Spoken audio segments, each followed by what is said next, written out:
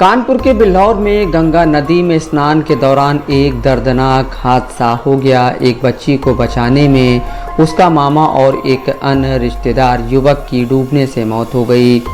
कल्लूपुरवा गांव के पास गंगा तट पर गुरुवार सुबह स्नान करते समय 10 साल की प्रियंका गहरे पानी में चली गई।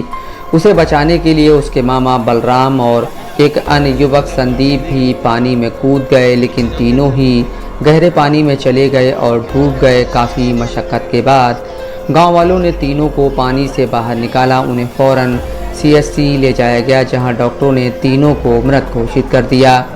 घटना की सूचना मिलते ही SDM रश्मि लांबा, ACP अमरनाथ यादव और थाना प्रभारी अशोक कुमार सरोज मौके पर पहुंचे।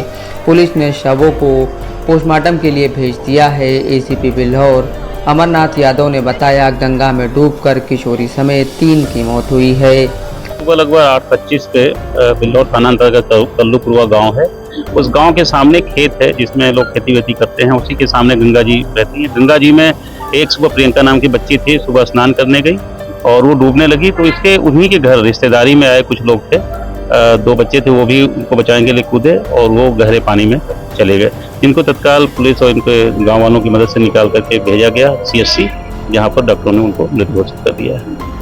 बलराम कानपुर देहात के शिवली थाना अंतर्गत औंगी गांव के रहने वाले थे। 22 साल के बलराम खेती करते थे। 3 महीने पहले 18 फरवरी को उनकी शादी कोमल से हुई थी।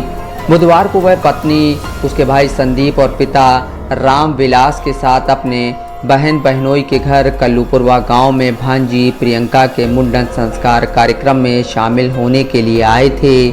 गुरुवार को गंगा दशहरा के अवसर पर गंगा स्नान करते समय गहराई में जाने से डूबी भांजी को बचाने की कोशिश में डूबने से मौत हो गई। बलराम के रिश्तेदार सर्वेश खेती किसानी का काम करते हैं। घर में पत्नी सुनीता, 3 बेटे विशाल, बालकृष्ण व कृष्णा और एक बेटी प्रियंका है। गुरुवार को प्रियंका का मुंडन संस्कार कार्यक्रम था। इसमें शामिल होने के लिए बलराम अपनी पत्नी कोमल, साले संदीप और ससुर राम विलास के साथ बुधवार को आए थे। वे पहले तिरवा स्थित अन्नपूर्णा मंदिर भी गए थे।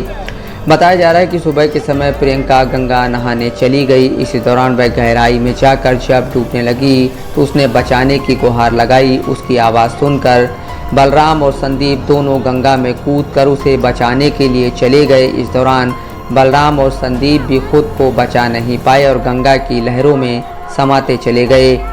चीख पुकार सुनकर मौके पर मौजूद गोताखोरों ने किसी तरह प्रियंका और बलराम को बाहर निकाला और आनन फानन में उसे CHC पहुंचाया।